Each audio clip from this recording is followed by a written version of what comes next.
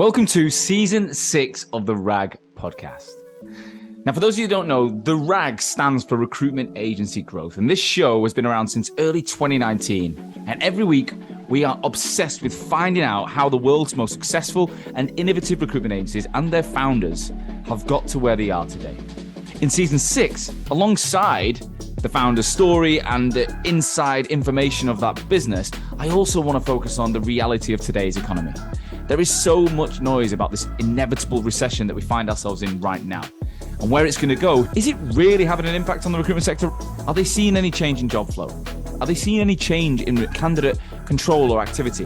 What is going on? I want to find out. So every single week, I want to forget the propaganda, forget the noise. I'm going to speak to a real life recruitment owner and find out what is going on in their business. I will bring it to you every single Wednesday from 12 o'clock across multiple platforms. Stay tuned. Hello, guys, and welcome back to another episode of the RAG podcast. On this week's episode, I am featuring one of my own talks, okay? Last week, I was at the Birmingham Recruitment Agency Expo, where I filled a room of well over 200 recruitment professionals, and I discussed my thoughts and opinions on how LinkedIn is going to change over the next few years and what every recruiter should be doing now to make the most of their own opportunity before it does. So there's three simple things I believe you should be doing that seem to go down very, very well at the expo. We had a packed room. We had people asking questions for a long time afterwards, and we actually got kicked off the stage, which was quite fun. Now, annoyingly, after the expo, when I checked the audio, it wasn't clear enough. So I've re-recorded this session live in front of about 35 recruitment professionals earlier today as part of one of our Academy Taster sessions. So this is a Zoom recording, which is much clearer than the original stage recording, but it is the exact same in material, presentation slides, etc. I really hope you enjoy this, because ultimately, I think there's a lot of people out there that don't quite know what they're doing on LinkedIn. They spend a fortune. Most people I know spend one of their biggest spends in a recruitment business is on LinkedIn licenses. The average recruiter spends 4 hours a day and has a recruiter license, which I think is £5,000-6,000 a year. Over that, multiply that by your team, and it's a huge investment. And the training and support and understanding of what you can do on the platform every day to reach thousands of people and ultimately stand out from competition in your market is non-existent in most businesses. So this is a taster. It's going to give you some really simple, practical tips that you can use to take straight back to your agency. So I hope you enjoy this session. Without further ado, 3 simple things that every recruiter should do should implement before LinkedIn changes. Okay. So what that's going to cover is I want to discuss the rise of LinkedIn. LinkedIn has changed a lot. I'm going to talk about the organic decline of Facebook and Instagram. Now, you might think, why are we talking about that? There's a reason. I'm going to look at what could happen on LinkedIn if things could progress in a way that I think they might, and then things you should do now to make sure, even if it does change, you're going to be ahead of the game. So the rise of LinkedIn. This is me in 2011. Let me know in the chat, how long have you been in recruitment? Let me know how long you've been in the game. How many years, months, weeks have you been in recruitment? 20 years, says Darren. Straight in, bam. This is 2011. So I'm about 11 years ago, May 2011. So just over 11 years ago that I got into the industry. A lot of people, so Hemish, you got in the same time. Lots of people, a couple of years beyond. If you remember, this was my setup, the big chunky phone. I had a big monitor, it wasn't a laptop back then. I'm in a physical office, and this is in the Melbourne CBD in Australia. And I remember you can see I'm getting signed into the platform at Randstad, and that was the day I launched my LinkedIn account. I'll never forget it. Adam, 9 years, hired by a great guy. Cheers, mate. And this is what, if you look at LinkedIn, since I joined LinkedIn, I was Q1 2011. So I was basically at the start of the journey when it's grown. So when I joined, there was about 64 million users on the platform, going into 100. Now there's 822 million at the start of the year. They're predicted, let me go back. They're predicted to get to 1 billion users by the end of the year. 1 billion users. Now, if you remember LinkedIn back then, or even 5 years ago, would you agree in the chat? Just let me know yes or no that you LinkedIn was very different when you started off using it. It was a place for jobs. It was a place for just articles and really just, I think it was a glorified CRM. It was a place to just find candidates and clients that perhaps weren't on your CRM. Would you agree with that, guys? Would you agree that LinkedIn was a much different place? It has now become, and you know, I think the rise of usage over the last 11 years has had a big impact.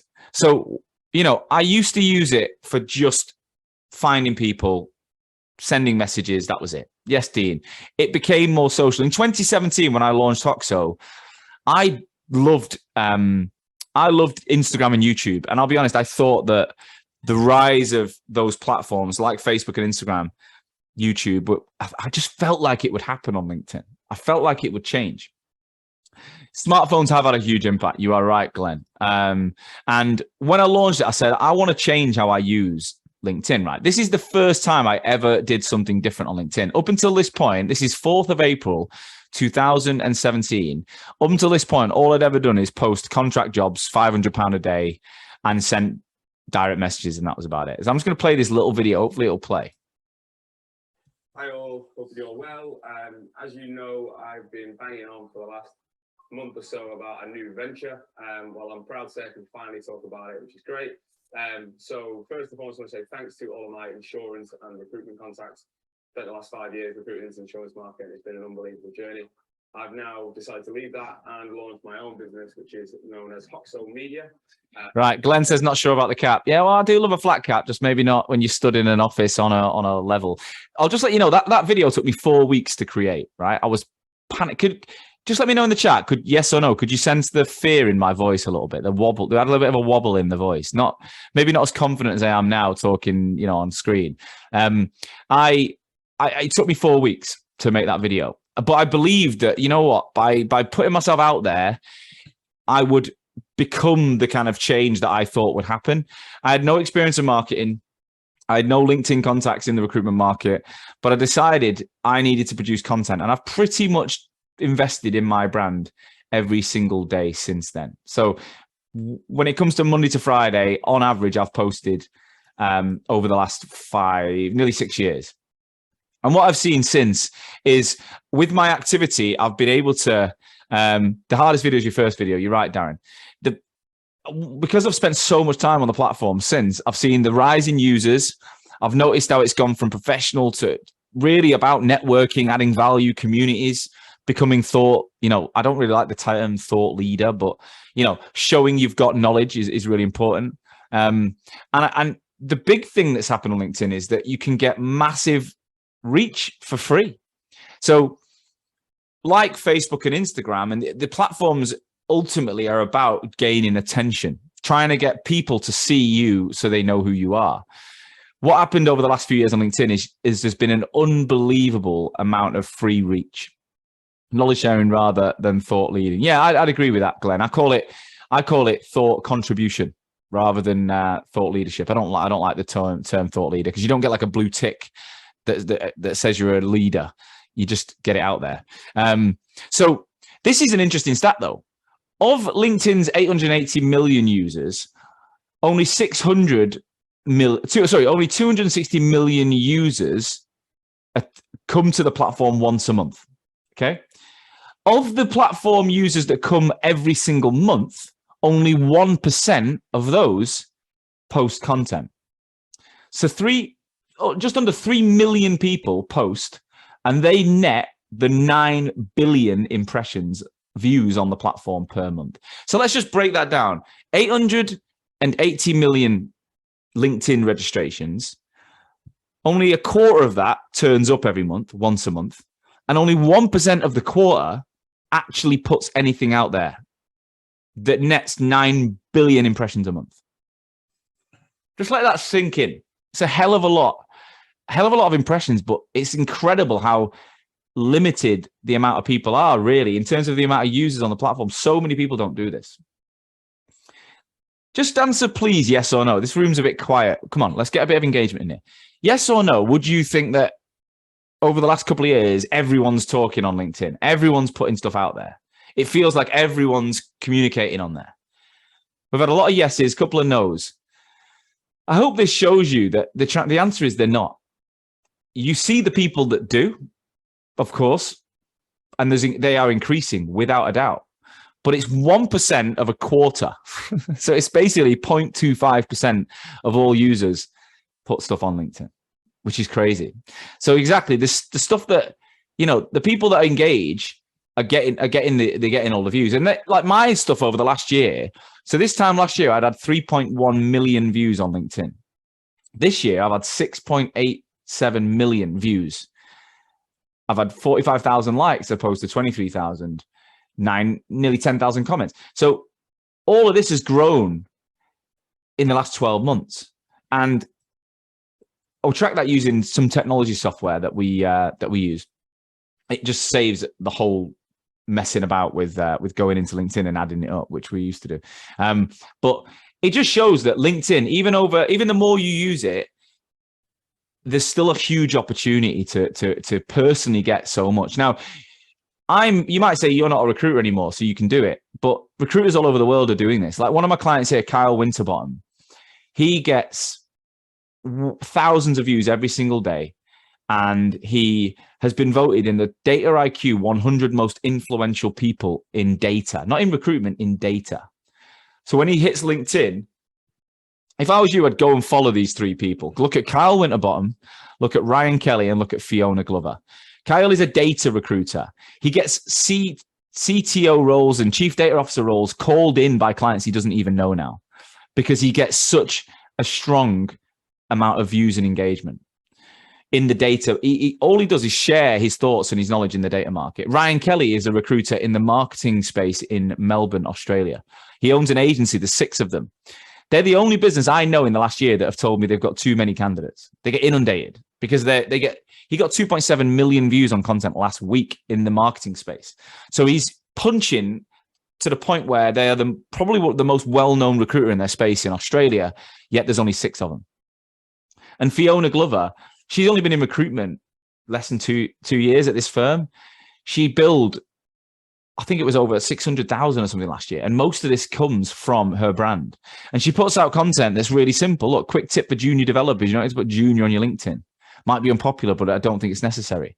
She's not writing like essays. She just shares little nuggets of information she gets from the phone. And it sticks. And she's able to turn that into business. Mike says, how do you track the conversion rate? Which conversion rate are you referring to, Mike? Break that down a little bit for me and I'll explain it. So what's happened over the last couple of years is with this increasing amount of people on the platform and the amount of reach that is available, LinkedIn is copying, I believe, Twitter and Instagram. And it's made a move towards followers. Have you noticed, guys, that you've recently seen followers and connections? Historically, LinkedIn was only a place you could connect with people. So it was like friends on Facebook. Now, like Instagram and Twitter, you can follow people. Now, if you think about a following, it's really cool.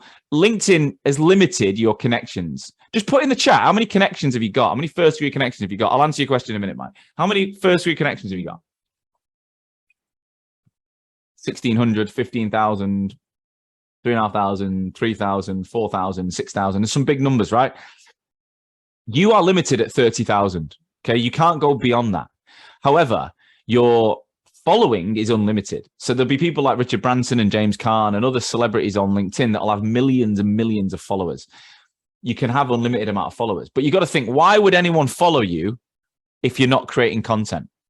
LinkedIn wants to create a social network. They do not want a stealth platform that recruiters send DMs all day. That's not what they're looking for. They want people to converse, to engage, to laugh, to cry, to debate, all on one platform. They want it to become the #1 social media platform of choice. For me, it is already, but they want it to become a mainstream platform. So by introducing following as a way of engagement, they're basically saying you have to start adding value, because no one is going to follow you if all you do is send DMs and post jobs. They won't. They might connect to you, but they won't follow you. A following is based on you finding people interesting, entertaining, engaging, just like you watch TV shows or you follow celebrities online because you find them interesting. You choose not to follow the people you're not interested in. It's the same thing. So again, remember, only 1% of these monthly users are actually making the most of the opportunity, but it is changing. I've started to see over even the last year, more and more people are getting on LinkedIn. Guys, yes or no, do you recognize these two people, Gary Vaynerchuk and Stephen Bartlett? Stephen is recently the newest Dragon's Den in the UK. Two of the most famous people marketing on the planet. Up until 2020, these guys were not using LinkedIn. Well, they might have had a profile, but they weren't active. In the pandemic, they both have absolutely doubled down. Like you can see, 5 million followers and just under 1 million followers. They've doubled down. They're on it every day. They're engaging. They're posting. And that to me showed that this is now a platform that rivals Instagram and YouTube and Twitter for social engagement. It's not just a glorified job board anymore. Now, why I'm telling you this is I think we can look at the historic growth of Facebook and Instagram to predict what might happen on LinkedIn. So in 2014, Facebook's organic reach was booming. You could post, small businesses all used to live on Facebook, you know? They used to put posts out about, yes or no, do you remember Facebook in the good old days when you could talk about things and people used to comment on your wall, and it just became this place, right? And companies made a lot of money for free by just having a Facebook presence and joining groups and things. It was addictive. You're right, Darren. Now you can't do that. Like small businesses can't do it. What happened was pages with big followings and big budgets have been able to keep growing. But those that are independent, they reach between 1% and 5% of their followers organically now.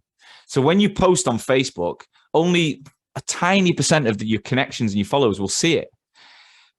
What they've done is said, you've now got to buy every single eyeball you get.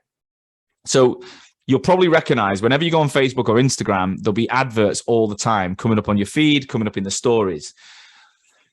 You know, that's because billions of people post on Facebook every day. So it's become so competitive, you can't see anything organically.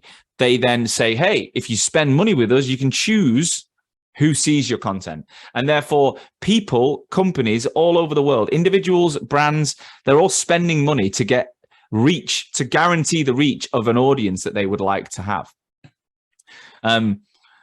Last year, Meta, formerly Facebook, roughly made $117 billion on its ad platform, right? Mental. So their spend on adverts was nearly 120 billion. And it also gives users an option now to customize their feed. So you can say, yes, I like this. No, I don't. So after a while, people's feeds become so generated by what they've already liked. If you've seen The Social Dilemma, you might understand it, but people's feeds become an echo chamber of the same thing, same people. So to try and break in organically is impossible. You have to spend money on ads.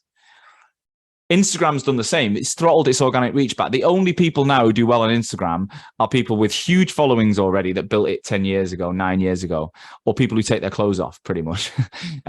Anyone who's prepared to get semi-naked on the platform tends to grow an organic following. But apart from that, it's almost impossible.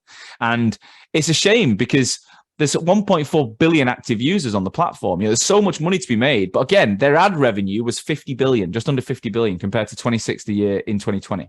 So it's getting crazy. You'd get unfollowers, Darren. So people and pages are paying for attention because it's got tougher and tougher to compete on such a busy platform. So what could happen when we break the billion users on LinkedIn? Things will start to change. More users, more content, more competition, less reach. That's what will happen. Once more than 1% of the user community start to get involved, it will slowly become more similar to the other platforms. Now, I'm not saying the free reach is going to die immediately. It's massive and it's available now. But what I believe is it will get more difficult. You know, I think it'll get more and more. Even I can tell you now, I posted a video in 2017 about going to the gym. I walked down the road in London, down a high street in London, near London Bridge. And I spoke about, I had just come out of a meeting and this client said they wanted to hire a load of recruiters, but they wouldn't let their teams go to the gym at lunchtime, obviously pre-pandemic when teams were very old school. And I went on this rant and I basically ended it by saying like, trust your people or don't hire them. And that was it. And I posted it on LinkedIn. I got 250,000 views in a day. I got a guy phone me from Seattle. It was like, hey, Sean, your views are amazing, man. I completely buy into you. We need to talk. Apologies for my awful American accent, but I ended up speaking to the guy. He never bought anything off me, which was a shame. But it was amazing how quickly my voice would be propelled around the world by just making an iPhone video. If I did the same thing now, which I still do those videos, we're probably talking about 25,000 views. We're probably talking about 10 times more reach 4 or 5 years ago by doing the same thing. And that's because there's more and more people on the platform. I'm interrupting today's episode to bring you a message from our sponsor, Vincere. Vincere are the all-in-one recruitment platform for the most innovative recruitment agencies on the planet. And they've put together a free CRM buyer's guide for you to read because so many recruitment leaders are looking to upgrade CRMs, but before you sign the contract, be sure to read the terms at least twice. There's so many common traps that you need to watch out for. So not understanding the pricing model is one that always comes up. Discounts limited to only the first year of a contract length is something that companies will throw. What are monthly contracts all about? Could this mean flexibility for the vendor to raise the price in the future? And how is your data hosted? Where is it? Is it anything outside your country? And could it mean compliance and legal issues for you down the line? So you will see the web address to get that right next to this episode. Wherever you're watching this episode, whether it's on LinkedIn, whether it's Apple, Spotify, YouTube, just look below. You'll see the link, click the link and get that free guide. You will not regret learning all of these hacks before making your decision and locking yourself into a new contract with a new supplier. Doing it. So what I think could happen is quite soon, I'm not saying next year or next week, but soon, I believe LinkedIn will start to catch on to monetizing personal content. So right now, if I just go to LinkedIn and show you, if I go to my homepage, look, I've got a personal post here. He's one of my clients, actually, he's doing pretty well. And then you've got a company post, promoted. This is a paid advert, yeah? So company called Octo, I don't know, I've paid to hit my newsfeed as the CEO of Hoxo. When I scroll at the moment, I just see personal posts. Look, these are all free posts, all personal. I don't see any companies. The next company is promoted, Santander. So right now, LinkedIn strategy is promote personal content for free because everyone spends money on their licenses. Let me know in the chat. Are you on Recruiter, Sales Navigator? What do you use currently? Let me know in the chat. All the people that spend money on licenses, they get free reach by just spending money on it. Companies don't, so they have to pay for the adverts. But I believe that in the not too distant future, personal accounts will start to become monetized. So they'll catch on that actually growing organically will get harder and harder and harder. So they'll offer the opportunity for personal people to spend money to generate reach. And it'll be obviously like people who are in new business positions, people who are in company owners of small businesses like recruitment, anyone who's trying to fast track their reach and get out there, I believe will have to spend more money on the platform because that organic free reach won't last forever. It'll get more competitive and LinkedIn will spot that they only made $8 billion last year on ad revenue. Facebook made 120. And they'll realize that Facebook, it definitely comes down to the personal user. Now, you might need to create a company account, but they will make it harder and harder to try and monetize the individual. That's what I believe is going to happen. So how do you combat this? Well, there's only 1% of people doing it right now. And that's 1% of, it's probably 0.25%. So the sooner you start, the better chance you have of really benefiting from engaging your network. Because if you do build 30,000 followers, 40,000 followers in the next 2-3 years, and then it changes, you'll always have that following. Whereas right now, if you've got 3,000, 4,000, 5,000, and you never speak to them, and you just post jobs,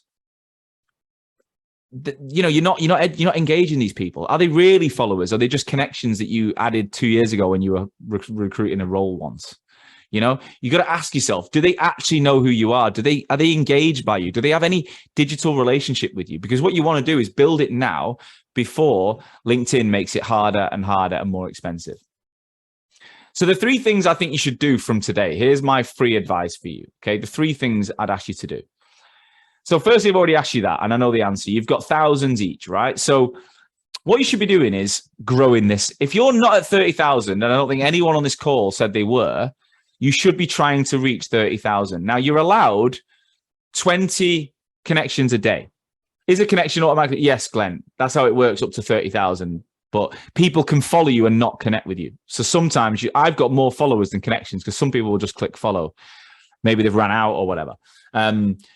Followers, obviously, as well. You don't need someone to accept you. You can follow someone without them saying no, right? So it's a good way of keeping an eye on people. So, Peter, I'm going to answer all this at the end, but a great question. So, guys, a question for you now. Do you connect with at least 100 people a week, 20 people a day at the moment? Do you try and grow by the amount that LinkedIn allows you to do organically? I think it will, if you have creator account, then you have to have a follow button. Yeah, when you turn creator mode on, you have a following.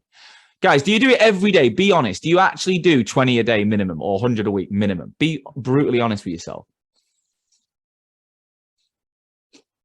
Some of you are saying, not sure. I'm a recruiter, but I support recruiters. Okay, Tamar, that's fine. Some weeks, yes, some weeks, no. Maybe, but 100, maybe not 100, but a fair amount. Cool. Well, I would say go and get it. Like, you've got one opportunity now. You can't do 200 in a week. See, every week it goes back to 0. You've got to get out there and do it. You've got to go out and keep connecting. Okay, keep adding the growth and make sure they're the right people. They're the people that would genuinely could become candidates and clients. You know, they genuinely are, or they're connected to the market you want to operate in. Accepting random requests won't benefit you. Stick to people that are relevant, right? So number 1, every day. Now, when you do connect with someone, do you currently write a message? Do you send a bespoke message every time? All right. Try this then. Here's my advice. Well, here's my question for you. If yes or no, do you tend to get messages from people? Do you get connections with a message sometimes where you can spot their automation straight away? You sometimes see it and you're like, oh my God, that guy has not written that to me, right? All the time. So basically, when you write a message, it will, if it's not highly personalized and relevant, instantly, you're going to turn people off. And people are going to judge you on the message, right? They're going to judge you on the message. Whereas if you don't write a message, what are people likely going to do first? What if I connect you today and I don't write a message, what's the first thing you're going to do? View my profile. Would you all agree? So what that forces you to view my profile and make a decision based on me, not whether or not I wrote the right message or not. So my advice is, unless you genuinely know someone and you've got a role for them, or you've got something really specific for them, like you can say, I've met you at an event, or I know someone who knows you, or something specific, drop it. Just connect. 20 a day. It takes about 1.5 minutes to do it if you do it like that. When you do know someone, write a message. When you've got a genuine reason, write the message. But I personally will drop the message now, and it is not, if anything, it's impacted positively the amount of people that accept me, because they're not judging me on the words that I choose at that time. And it is always going to be a little bit generic because you're doing it at pace, right? The second thing is engage with your network. How often do you actually give feedback and engagement to your network? How often do you actually write comments and ask questions and like people's content? How much time do you spend a day? How many posts do you think you engage with? Ask yourself that question. 30 minutes a day, Paula says. That's amazing. Not enough. Most people would honestly look deep inside and say, I don't do that a lot. No worries, Adam. Enjoy the recording. My advice is take 10 minutes a day and go out there and comment. When you comment, people always reply. Because what you're doing is you're challenging people in the open domain. You're asking them questions in front of other people. And you can quickly get on people's radar. If there's a client or a candidate who does post, get on there, engage with it. You can start a conversation pretty quick. And if someone chooses to engage with you, always get back to them if you can. So connect with 20 people. Go out and engage with people, spend 10 minutes, and then add value. Okay.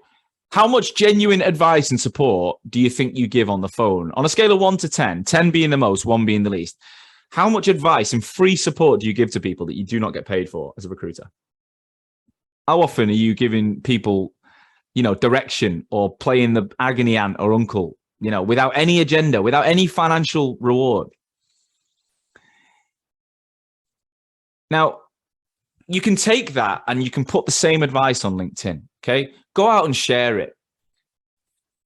Like if I just show you really briefly here, if I can just get back to my LinkedIn. Like I posted something last night. Now, it's not blown up the internet by any stretch, but it's got a few thousand views. It took me a minute to write. Look at this one here. Like it's not gone unbelievable, but 3,700 people. And I've wrote, other people's content on LinkedIn makes me cringe, so I'm not going to bother posting.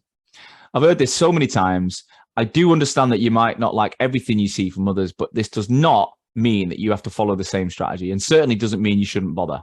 It's like going to a restaurant and seeing everyone eating a meal you don't like. Surely you'd see if there's something on the menu you did like before leaving, right?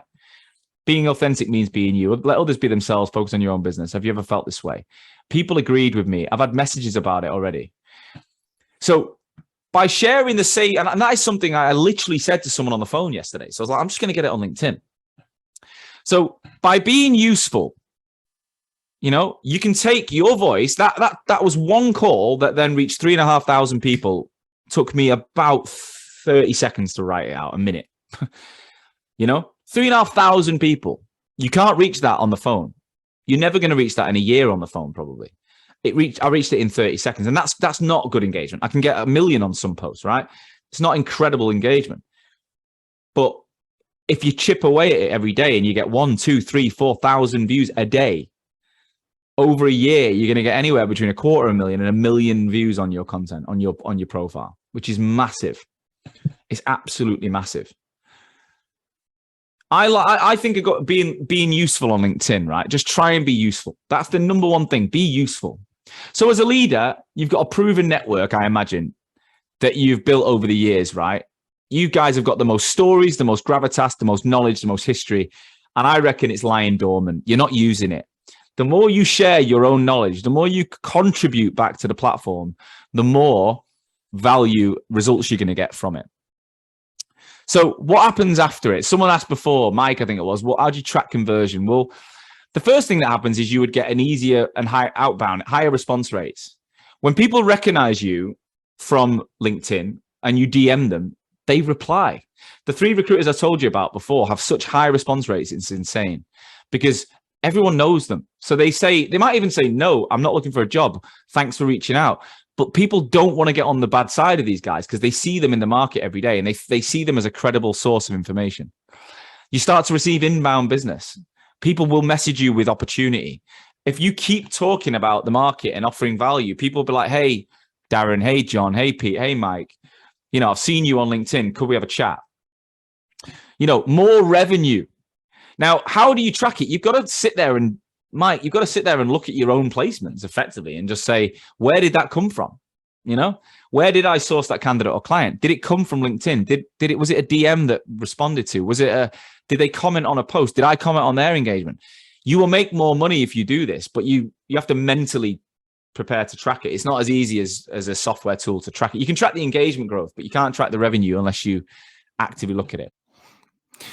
Okay, guys, I hope you enjoyed the session. I'm sure you got some serious value in there. I got lots and lots of questions live at the Real Expo, and also there was a few questions in there on the recording as well. If you're sat there thinking, look, I would like to know more about what I can do here, we have a program which ultimately gives you the roadmap and the plan as to how to do this. Like we remove the guesswork. And we'd love to work with any recruiter or recruitment business that genuinely wants to stand out on LinkedIn and wants to be surrounded by like-minded people online, wants to have a plug into me and my team to understand how and what you can do to be like the people we're already working with. How do you make more money and stand out in a crowded market? That is ultimately what it's about. If you're interested, there's a link to a form to fill in. I'm going to put it attached to the show notes. If you just look below this episode, you will see a link. Fill it in, fill in the form, and that will book a call in with me and my team. And we can then have a bespoke conversation with you and your recruitment business to see if our academy program is right for you ultimately, and we're the right fit. That'll take 30 to 60 minutes.